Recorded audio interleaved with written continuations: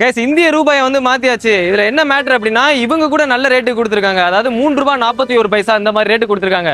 அங்க நாங்க மாத்தினோம்ல நாகப்பட்டினம் போர்ட்ல, அது வந்து எப்படி திரும்ப வந்துச்சு, ₹3.21 இந்த மாதிரி ரேட்டுக்கு தான் கொடுத்துருந்தாங்க. ஸோ நம்ம கூட அங்கே மாத்திருக்க வேண்டியது இல்லைன்னு நினைக்கிறேன்.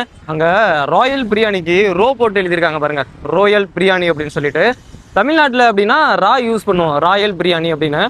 இங்க வந்து இதுக்கு ரோ அப்படின்னு சொல்லி போட்டிருக்காங்க. அதே மாதிரி கொரோனா அப்படின்னு எழுதணும்னு வச்சுங்களேன், அதுக்கும் இந்த மாதிரி ரோ தான் போடுறாங்க. ஸோ இது வந்து தமிழர் பிரதேசம் இருந்துமே பாருங்க, தமிழ்ல எழுதாம மேலே வந்து சிங்களீஸ்ல எழுதியிருக்காங்க பாருங்க. இதுவே நம்ம தமிழ்நாடா இருந்து அதில் வந்து எழுத்த ஹிந்தியில் எழுதியிருந்தாங்க அப்படின்னா நிறைய இதெல்லாம் போர்டெல்லாம் உடச்சி காயலாங்கடையில் தூக்கி போட்டு போயிருப்பானுங்க. ஸோ சாப்பாட்டுக்கான ரேட் வந்து ₹380 வந்தது இலங்கை ரூபாயில். 20 ரூபா வந்து இலங்கை ரூபாயில் ரிட்டர்ன் கொடுத்துட்டாங்க. நான் 400 ரூபா கொடுத்துருந்தேன். வாங்க இப்போ சாப்பிட போகலாம். அங்கே உள்ள உட்காந்து சாப்பிட சொல்கிறாங்க. நம்மளோட வியூவர்ஸ் வந்து பார்ப்பாங்க எப்படி சாப்பாடு. ஏன்னா அவங்களுக்கு தமிழ்நாட்டில் தெரியும், இலங்கையில் சாப்பாடு எப்படி இருக்கு அப்படின்னு சொல்லிட்டு, டேஸ்ட் எல்லாம் எப்படி இருக்குன்னு தெரியாது. ஓகே ஓகே, டேஸ்ட் வந்து சூப்பரா இருக்கு. இங்க பாருங்க, அந்த ரோடு போயிட்டு இப்படி போதா, பக்கத்துல தான் அந்த யாழ்ப்பாணம் நூலகம் இருக்கு. 1981 அதை வச்சு கொளுத்தி இருக்காங்க அந்த நூலகத்தை. ஃபுல்லா வந்து அதுல உள்ள புக்கு எல்லாமே வந்து பாத்தீங்கன்னா ஓலைச்சுவடி எல்லாம் இருந்துதான். நம்ம ஊர் மாதிரி உள்ளங்கவர் ஓவியமே, உற்சாக காவியமே, ஓடை நறுமலரே, ஒதியதூர் பொதிநிலமே கை காமிக்கிறாங்க பாருங்க. Hi, hello guys, welcome to Tamil tourism. எல்லாரும் எப்படி இருக்கீங்க? நல்லா இருக்கீங்கன்னு நினைக்கிறேன். நம்ம இப்போ ஸ்ரீலங்காவில் தான் இருக்கோம். அதாவது யாழ்ப்பாணம் அப்படிங்கிற ஒரு இடத்துல இருக்கோம். பின்னாடி பார்த்தாவே தெரியும், போர்டை பார்த்துருந்தேனாவே நீங்கள் கண்டுபிடிச்சிருப்பீங்க. ஸோ இப்போ நான் நிற்கிற இடம் எந்த இடத்துல அப்படின்னா யாழ்ப்பாணத்தில், அதாவது ரயில்வே ஸ்டேஷனுக்கும் முன்னாடி தான் நின்றுட்டு இருக்கேன். இங்கே பின்னாடி பார்க்குறீங்கல்ல, அதுதான் ரயில்வே ஸ்டேஷன். நம்ம ஊரில் எப்படி இருக்குமோ அதே மாதிரி தான் இருக்குது. என்ன ஒன்று அப்படின்னா, நம்ம ஊரில் எல்லோ கலரில் அந்த போர்டு வச்சிருப்பாங்க, இங்கே வந்து ஒயிட் கலரில் ப்ளஸ் வந்து பிளாக் கலரில் வச்சிருக்காங்க. எழுத்து வந்து பிளாக் கலரில் இருக்குது. ஸோ அதுதான் வித்தியாசம், வேறு எந்த வித்தியாசமே கிடையாது.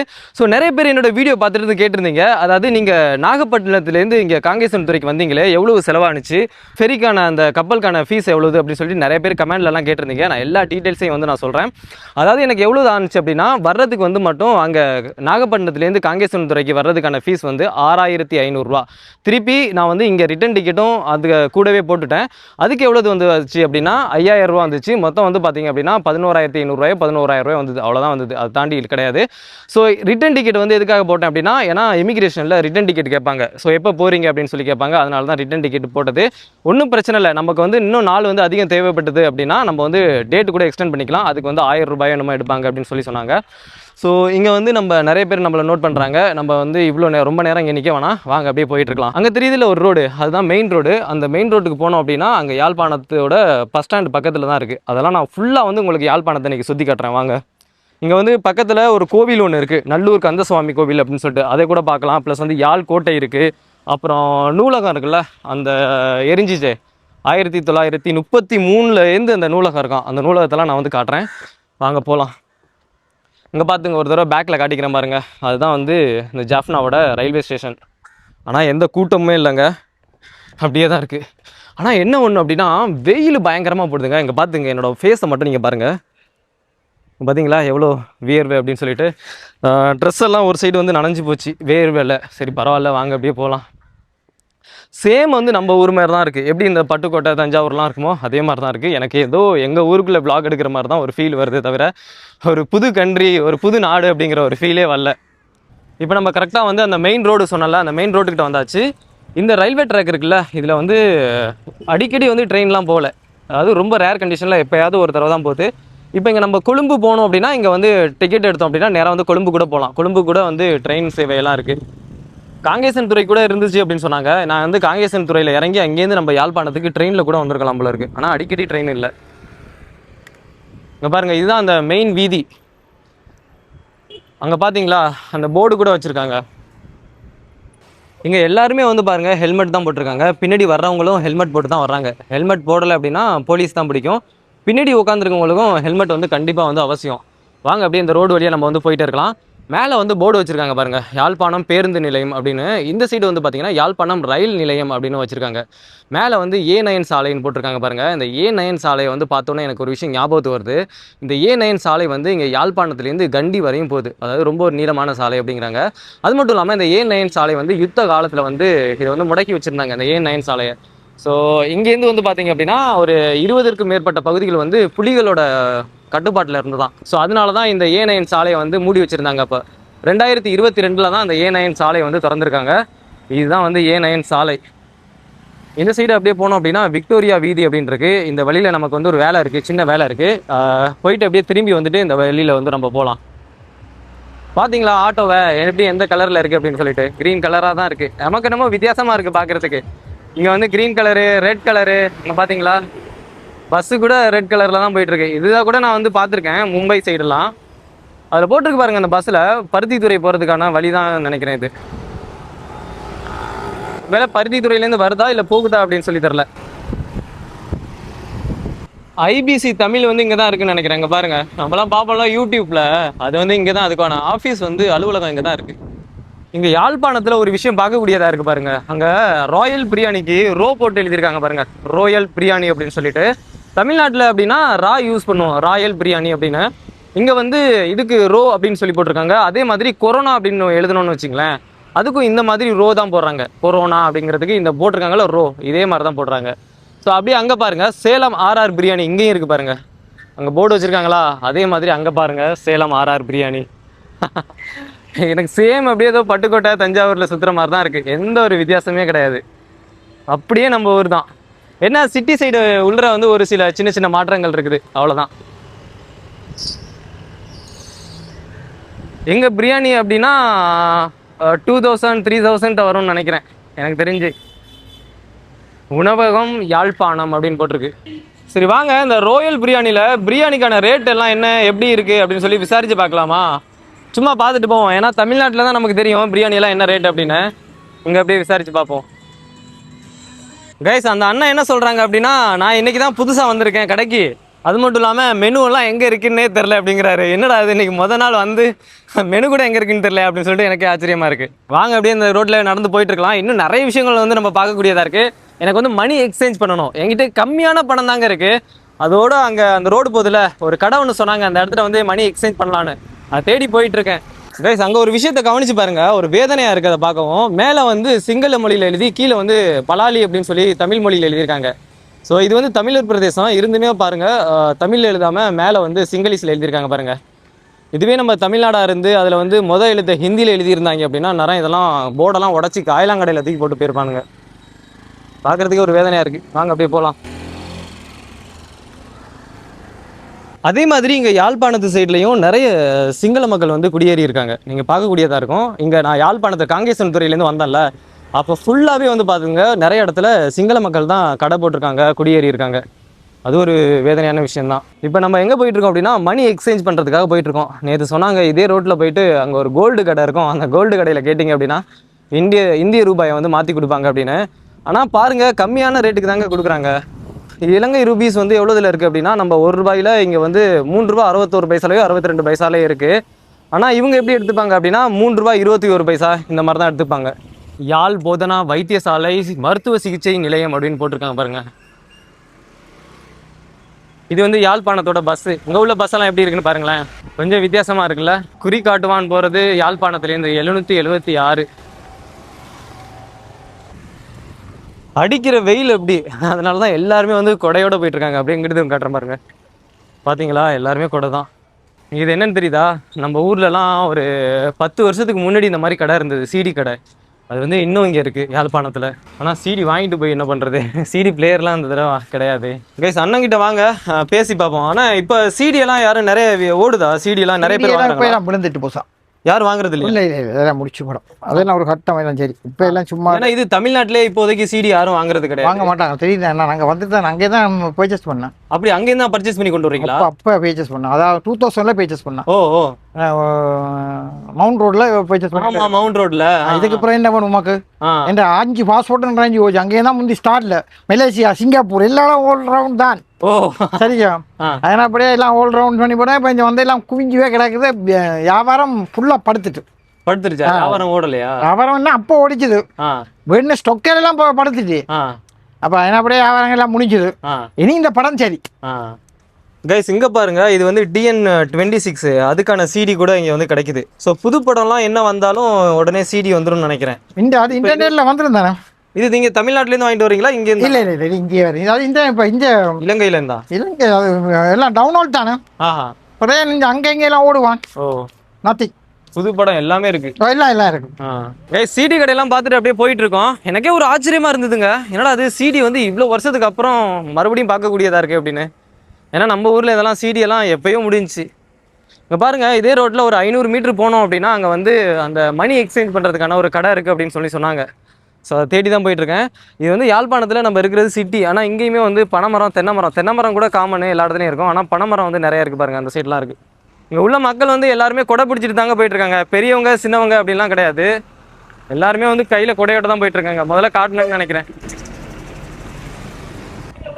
கைஸ் இங்கே வந்துட்டோம் பாருங்க, இங்கே தான் வந்து மணி எக்ஸ்சேஞ்ச் பண்ணுறது, நர்மதா அப்படின்னு சொல்லி போட்டிருக்காங்கல்ல, இதை தான் சொல்லிவிட்டாங்க என்கிட்ட. இங்கே போனீங்க அப்படின்னா நீங்கள் வந்து மணி எக்ஸ்சேஞ்ச் பண்ணிக்கலாம் அப்படின்னு. வாங்க உள்ளே போய் இப்போ கேட்டு பார்ப்போம். மணி வந்து எக்ஸ்சேஞ்ச் பண்ணணும், உள்ளே பண்ணிக்கலாமா? சரி, மணி எக்ஸ்சேஞ்ச் பண்ணணும்.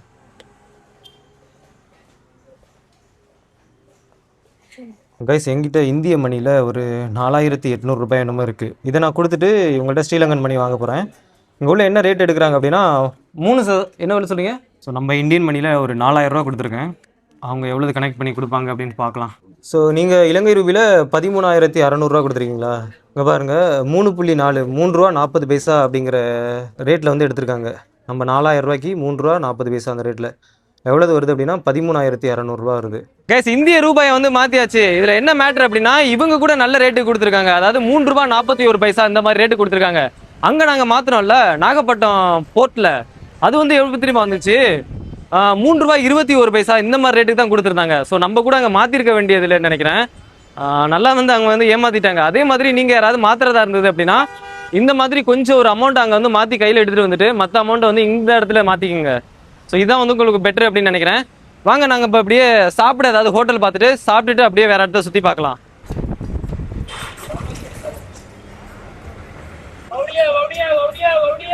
கைஸ் இங்கே ஒரு ஹோட்டல் ஒன்று இருக்குது பாருங்க, நிகோத பவன் அப்படின்னு சொல்லிட்டு சைவ உணவகம்னு போட்டிருக்காங்க. வாங்க உள்ளே போய் பார்க்கலாம். ஸோ ஸ்ரீலங்காவில் சாப்பாடு எப்படி இருக்குது, என்ன ரேட்டு, எல்லா டீட்டெயில்ஸையும் நான் வந்து உங்கள்கிட்ட சொல்கிறேன். அண்ணா இது சைவ சாப்பாடு. சாப்பிடணும். எத்தனை பேர்? 1. எவ்வளவு? 380. ஸோ சாப்பாடுக்கான ரேட் வந்து 380 ரூபா வந்தது இலங்கை ரூபாயில். 20 ரூபா வந்து இலங்கை ரூபாயில் ரிட்டர்ன் கொடுத்துட்டாங்க. நான் 400 ரூபா கொடுத்துருந்தேன். வாங்க இப்போ சாப்பிட போகலாம். அங்கே உள்ளே உட்காந்து சாப்பிட சொல்கிறாங்க. குத்தரிசியா வெள்ளை சோறா, எது நல்லா இருக்கும்? அக்கா வந்து குத்தரிசியா இல்லை வெள்ளை சோறா அப்படின்னு சொல்லி கேட்டு போயிட்டு இருக்காங்க. எது நல்லா இருக்குமோ அதை கொண்டு வாங்க. இது என்னதுக்கு? அது வெள்ளை சோறா? சரி வைங்க, இது வைங்க. நான் இதான் சாப்பிடுவேன், அது சாப்பிட மாட்டேன். அது இல்லை இதான் சாப்பிடுவேன். அங்கே நீங்கள் அந்த குத்தரிசினா ஒரு அந்த ப்ரௌன் கலரில் அந்த கலரில் இருக்கு, அதுவா? அது வேணாம், இதே வைங்க. என்ன ஞாபகம் இருக்கா?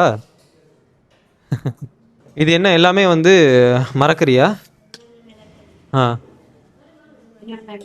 ஓ, கீரை வைக்கிறாங்க, சாம்பார் வைக்கிறாங்க, உருளைக்கிழங்கு கூட்டா.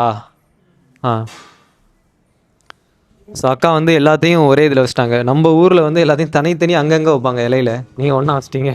என்னென்ன வச்சுருக்காங்க அப்படின்னு சொல்லிட்டு சாம்பார், இது என்னென்னு தெரில. இதுவும் பார்க்குறதுக்கு இந்த பருப்பு தான் இருக்குது. இது கீரை வச்சுருக்காங்க, இது உருளைக்கிழங்கு உள்ளது. வேற என்ன எடுத்துட்டு வரீங்க? அப்பளமா? இது மிளகா எதுக்கு? யாருக்கும் திருஷ்டி சுத்தி போட்டீங்களா இல்லை எப்படி எடுத்து போய் திருஷ்டி சுத்திர போட்ட மிளகாயா அது? இங்க பாருங்க, பட்டை மிளகா. அது பாயாசமா? தயிரா? தயிர் இதுலேயே ஊற்றிடுவீங்களா இப்போவே? சரி ஊற்றிடுங்க. சரி பரவாயில்ல. ஸோ எல்லாமே வந்து மிக்ஸ் ஆகிடுச்சு, தயிர் குழம்பு எல்லாமே வந்து மிக்ஸ் ஆகிடுச்சு. அது வெண்டிக்காயா? சரி அதையும் வச்சுருங்க.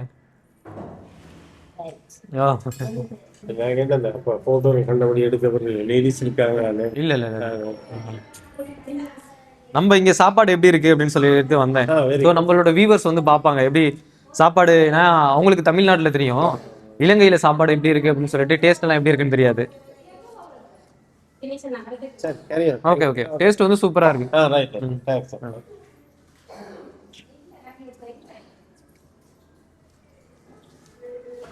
இது ஏறத்தாழ ஒரு இலங்கை ரூபாயில் 400 ரூபா வருது. அதை நம்ம நாட்டு காசுக்கு கன்வெர்ட் பண்ணோம் அப்படின்னா ஒரு 150 120 இந்த ரூபாய்க்கு தான். ஸோ ஸோ 120 ரூபாய்க்கு இங்கே இலங்கையில் இந்த மாதிரி சாப்பாடு ரொம்பவே நல்லதாக இருக்குது. சாப்பிட்டு முடிச்சாச்சு. சாப்பாடு வந்து பரவாயில்ல, சூப்பராக இருந்தது. ஸோ நான் இலையை கொண்டேன், அந்த தொட்டி இருக்குது, தொட்டியில் போட்டு வந்துடுறேன். ஸோ சாப்பிட்டு முடிச்சுட்டு அந்த இலையை எடுத்து போட்டு அப்படியே ரோட்டை பார்க்க வந்துட்டேன். இங்கே பக்கத்தில் யாழ் நூலகம் இருக்குது, நூலகத்தை பார்க்கலாம். அதுக்கப்புறம் யாழ் கோட்டை இருக்குது. ரெண்டும் பக்கத்தில் ஒரு 500 மீட்டர் தூரத்தில் தான் இருக்குது. அதாவது வெறும் 1/2 கிலோமீட்டர் தூரத்தில். வாங்க நான் உங்களுக்கு காமிக்கிறேன். இப்போ நம்ம ரோட்டை கடந்து அந்த சைடு போகணும். வாங்க, எதுவும் வாகனம்லாம் எதுவும் வரலன்னு நினச்சேன். இங்கே பாருங்கள் வந்துட்டான். வாங்க அப்படியே அந்த சைடு போகலாம். இதுதான் இந்த யாழ்ப்பாணத்தோட பஸ் ஸ்டாண்டு. இங்கே நிறைய பஸ் நிற்கிது. பஸ்ஸெல்லாம் பாருங்களேன், நான் சொன்ன மாதிரி ரொம்ப ஒரு பழைய பஸ்ஸாக இருக்குது. கிட்ட போய் காட்டிட்டு போகிறேன். இது வந்து கொழும்புத்துறைக்கு போகிறது. யாழ்ப்பாணம் டு கொழும்புத்துறை பஸ் எப்படி இருக்குன்னு பாருங்கள். கைஸ் ரொம்ப தூரம் இல்லை, கிட்ட தான் இருக்குது லைப்ரரி. வந்துட்டோம். அங்கே ஒரு ஸ்டேடியம் ஒன்று தெரியுது பாருங்கள், துரையப்பா விளையாட்டு அரங்கம் அப்படின்னு சொல்லிட்டு இங்கிலீஷில் கூட போட்டிருக்காங்க, துரையப்பா ஸ்டேடியம் அப்படின்னு. ஸ்டேடியத்துக்கு எதுக்கு துரையப்பா அப்படின்னு சொல்லி வந்தது அப்படின்னா, துரையப்பா அப்படிங்கிறது இந்த யாழ்ப்பாணத்தோட மேயராக இருந்தார் 75 அந்த பீரியடில். ஸோ அதனால அந்த துரையப்பா ஸ்டேடியம் அப்படின்னு சொல்லி வச்சுருப்பாங்கன்னு நினைக்கிறேன். இங்கே பாருங்கள், அந்த ரோடு போயிட்டு இப்படி போதா, பக்கத்தில் தான் அந்த யாழ்ப்பாணம் நூலகம் இருக்குது. 1981 அதை வச்சு கொளுத்திருக்காங்க அந்த நூலகத்தை. ஃபுல்லாக வந்து அதில் உள்ள புக்கு எல்லாமே வந்து பார்த்தீங்கன்னா ஓலைச்சுவடியெல்லாம் இருந்துதான். அந்த 1800 1500 சம்திங்கில் உள்ள ஓலைச்சுவடியெல்லாம் அதெல்லாம் அந்த கொளுத்துனதில் வச்சு எரிஞ்சு போச்சா. நிறைய ஓலைச்சுவடி, புத்தகம், இது எல்லாமே. ஸோ அப்படியே இங்கே பார்த்தீங்களா, அந்த ரோடு வந்து அப்படியே சிக்ஸாக்காக போகுது பாருங்க. ஏன்னா கொஞ்சம் ஸ்லோவாக போகணும் அப்படின்னு நான் ஏற்கனவே ப்ரீவியஸ் வீடியோவில் இதை பற்றி சொல்லியிருப்பேன். இது தந்தை செல்வா நினைவிடம். இதை பற்றி தான் உங்களுக்கு தெரியும், தந்தை செல்வா யார் அப்படின்னு சொல்லிட்டு. நம்ம மகாத்மா காந்தி மாதிரி அகிம்சை வழியில் போராடினவர். அவரோட சிலை வந்து இங்கே வச்சுருக்காங்க. இங்கே பாருங்கள், தமிழ் தேசிய தந்தை அப்படின்னு போட்டிருக்காங்க பாருங்கள், ஃபாதர் ஆஃப் தமிழ் நேஷன் அப்படின்னு. இங்கே நிறைய முஸ்லீம் பொண்ணுங்கள்லாம் இருக்காங்க. நம்ம ஊர் மாதிரி உள்ளங்கவர் ஓவியமே, உற்சாக காவியமே, ஓடை நறுமலரே, ஒதியதூர் பொதிநிலமே கை காமிக்கிறாங்க பாருங்க. ஹாய் அப்படின்னு சொன்னோம் அப்படின்னா ஈஸியாக கண்டுபிடிச்சிருவாங்க. நம்ம வந்து இதை நார்த் ஈஸ்டில் தான் அடிக்கடி உபயோகப்படுத்துறது. இங்கே பண்ணோம் அப்படின்னா மாட்டிக்கிறோம். கைஸ் இங்கே பார்த்தீங்களா, இதுதான் வந்து அந்த யாழ்ப்பாணம் நூலகம்.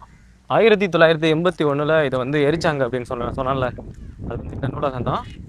உள்ளே எப்படி போகிறது, இதுக்கு எதுவும் எக்ஸ்ட்ரா எதுவும் சார்ஜ் பண்ணுவாங்களா அப்படிங்கிறது டீட்டெயில்ஸ் நமக்கு வந்து தெரில.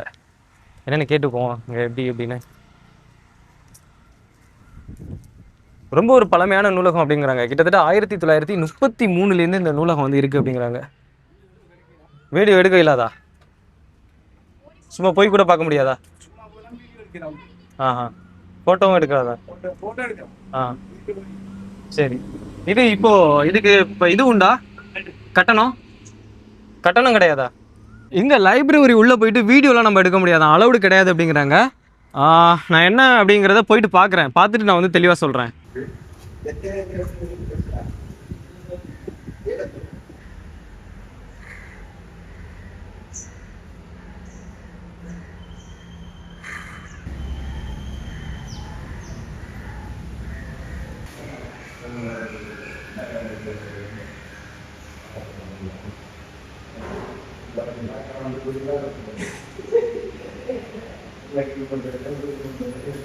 கைஸ் உள்ளே போயிட்டு நான் பார்த்துட்டு வந்துட்டேன். உள்ளர வந்து காணொலி எடுக்கிறதுக்கு அனுமதி இல்லை அப்படின்ட்டாங்க. ஆனால் உள்ளர எப்படி இருக்குது அப்படின்னா, நிறைய புக்ஸு இதெல்லாம் வந்து பார்த்திங்கன்னா வரிசையாக வச்சுருக்காங்க. இது வந்து கொஞ்சம் அந்த சைடும் இருக்குது.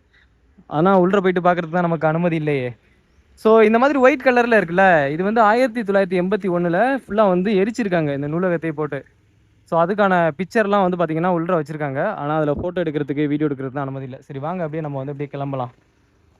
எங்கள் உள்ள பெண்கள் வந்து சுடிதார் போடுறது ரொம்ப ரொம்ப கம்மி. அப்படியே ஜூம் போடுற பாருங்க.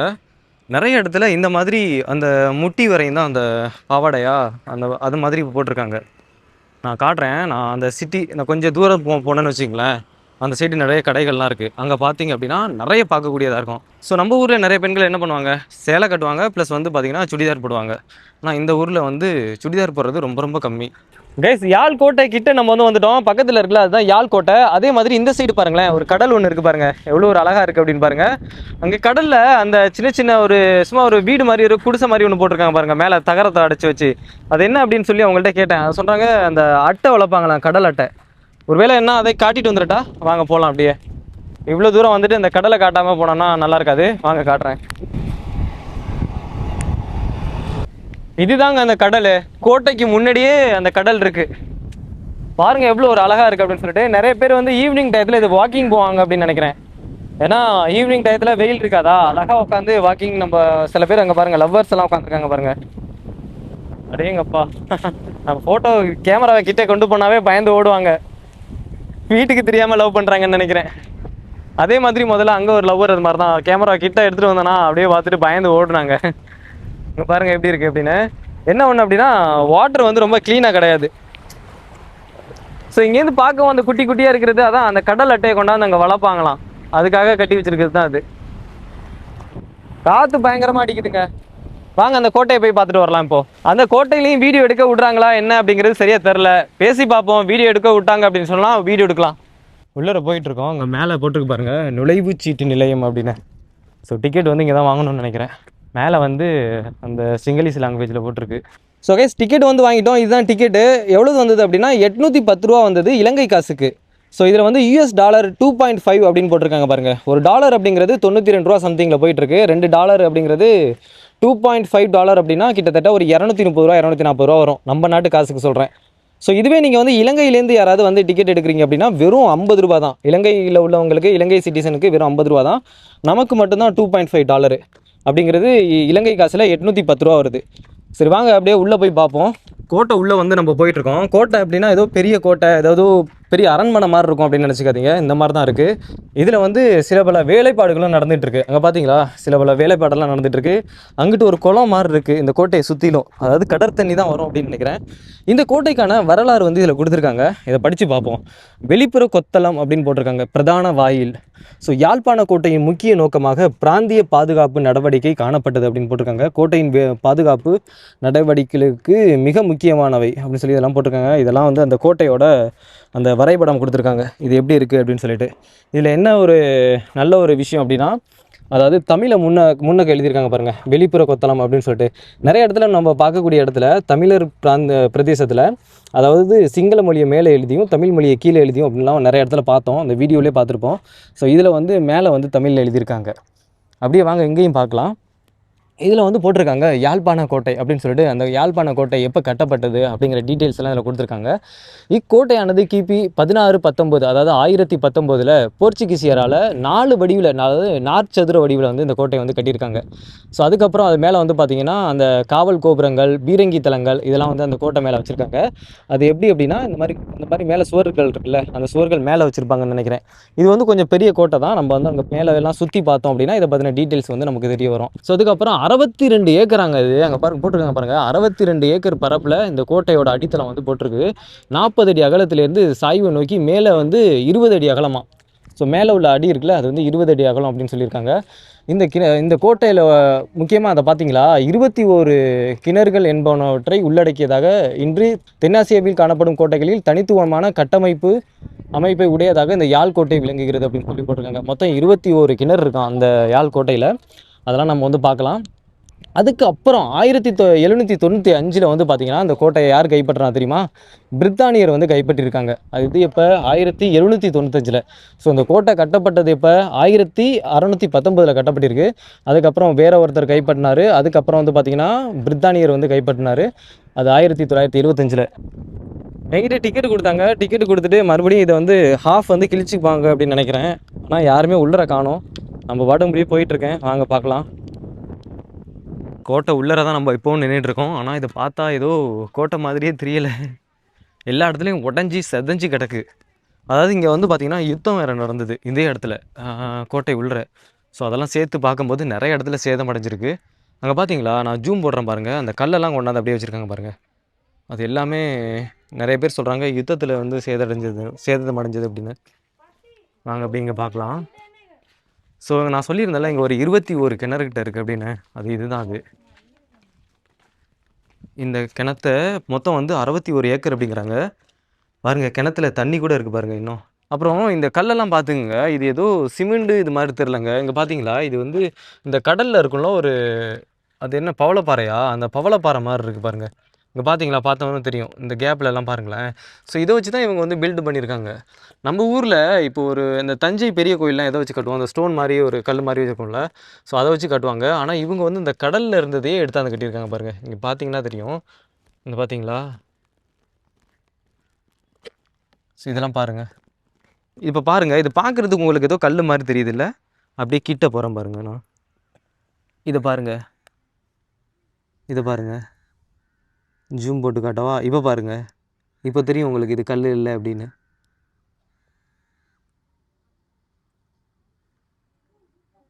இங்கே பார்த்தீங்களா? நம்ம அங்கே உட்காந்துருந்தோம், அப்படியே கொஞ்சம் வெயிலாக இருக்குது அப்படின்னு சொல்லிட்டு அங்கேருந்து நடந்து வந்து இது மேலே ஏறி போயிட்டுருக்கோம். எனக்கு என்னமோ ஒரு 6 மணி வரையும் தான் இங்கே வந்து அலௌடு அப்படின்னு சொல்லி சொன்னது மாதிரி ஞாபகம் இருக்குது. நான் அதை சரியாக கவனிக்கல. மணி இப்போ வந்து 5:10 ஆகுது. கோட்டைக்கு மேலே இது மாதிரி அமைச்சிருக்காங்க. இது என்ன அப்படிங்கிறது நமக்கு சரியாக தெரில. இங்கே பாருங்கள், இந்த மாதிரி ஒன்று அமைச்சிருக்காங்களா, அதே மாதிரி அந்த மாதிரி ஒன்று அமைச்சிருக்காங்க. இதில் என்ன ஒரு விஷயம் அப்படின்னா, இந்த சைடு வந்து நல்ல நீளமாக அந்த பள்ளம் மாதிரி போயிட்டுருக்கு. ஒருவேளை தண்ணி தேங்குறதுக்காக தேங்கி அது சைடு வந்து குளம் மாதிரி இருக்குது, அதுக்குள்ளே விழுமா என்ன அப்படிங்கிறது சரியாக தெரில. இதுக்காக கட்டியிருக்காங்க இது உள்ற மாதிரி தண்ணி போகிறதுக்கா? ஓகே ஓகே, தண்ணி போகிறதுக்கு அப்படிங்கிறாங்க.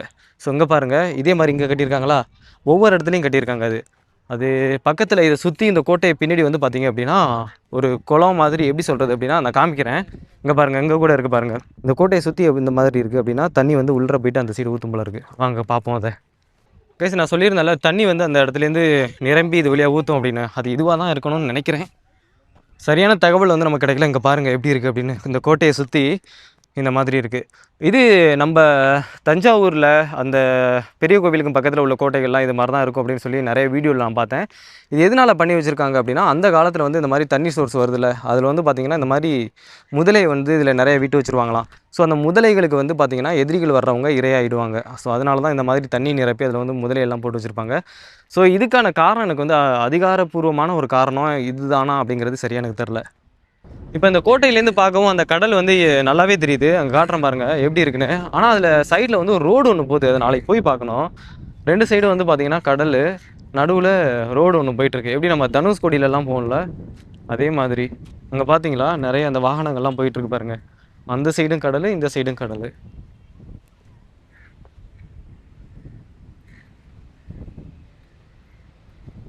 கைஸ், இப்போ நம்ம அந்த கோட்டையை விட்டு ரிலீஸ் ஆகிடலாம். ஏன்னா அந்த கோட்டையை பற்றின ஹிஸ்ட்ரி வந்து நமக்கு அதிகம் தெரியாது. அது என்ன அப்படின்னா, இங்கே கைடு கூட இல்லை, கைடு வந்து இன்னைக்குன்னு பார்த்து வரலையா. ஸோ அதனால் நம்ம அப்படியே இறங்கி போயிடலாம். பார்க்குறதுக்கு நல்லா இருக்குது. ஈவினிங் டயத்தில் இந்த இடத்துக்கு வந்தீங்க அப்படின்னா, இப்போ ஃபேமிலி கூட வரீங்கன்னு வச்சிங்களேன், இந்த பார் பார்த்தீங்களா, இந்த அக்காவும் அந்த அண்ணனும் நடந்து போகிறாங்கல்ல. ஸோ அது மாதிரி நீங்கள் ஃபேமிலி கூட வந்தீங்க அப்படின்னா ஒரு சும்மா வாக் பண்ணலாம். அது மட்டும் இல்லாமல் இந்த சைடு வந்து கடற்கரை இருக்குது பாருங்க, அந்த ரோடு கூட போகுது. அதில் நிறைய லவ்வர்ஸ் வந்து உட்காந்துருந்தாங்க. அது மட்டும் இல்லாமல் இந்த ரோட்டில் வந்து நடந்து போகலாம், சூப்பராக இருக்கும். நீங்கள் யாராவது வர்றீங்க, ஜஃப்னா வர்றீங்க அப்படின்னா இந்த சைடு வந்து ஒரு ஈவினிங் டயத்தில் வந்து ஒரு 1/2 மணி நேரம் நடந்து போங்க, செம்மையாக இருக்கும். ஸோ வாங்க இப்போ நம்ம அப்படியே இறங்கி கீழே போயிடலாம். கைஸ், அங்கே பார்த்தீங்களா நான் ராயல் பிரியாணி அப்படின்னு சொல்லியிருந்தாலும் ஒரு இடத்துல, அதே மாதிரி இங்கேவும் ரோயல், அந்த மூக்கு கண்ணாடிக்கு எப்படி ரோ போட்டிருக்காங்க பாருங்கள். அது இங்கே இப்படி தான் எழுதுறாங்க எல்லாருமே. நான் நிறைய இடத்துல பார்த்துட்டேன். கொரோனாவுக்கும் இந்த ரோ தான் போடுறாங்க. நம்ம இதில் கோர்ரா அந்த இது போடுவோம், இவங்க வந்து இந்த ரோயல். இந்த மாதிரி நிறைய எழுத்துக்கள் கொஞ்சம் வித்தியாசமாக இருக்குது. நான் நிறைய இடத்துல இன்னும் நான் காமிக்கிறேன். ஃபஸ்ட்டு நம்ம ஃபோர்ட்டு போனதுக்கு அந்த கோட்டை போனோம்ல, அது போகாமல் இன்னும் நிறைய இடத்துல இப்படியே போயிட்டே இருந்தோம்னா இன்னும் நிறைய பார்க்கக்கூடிய விஷயங்கள் வந்து நிறைய இருக்குது.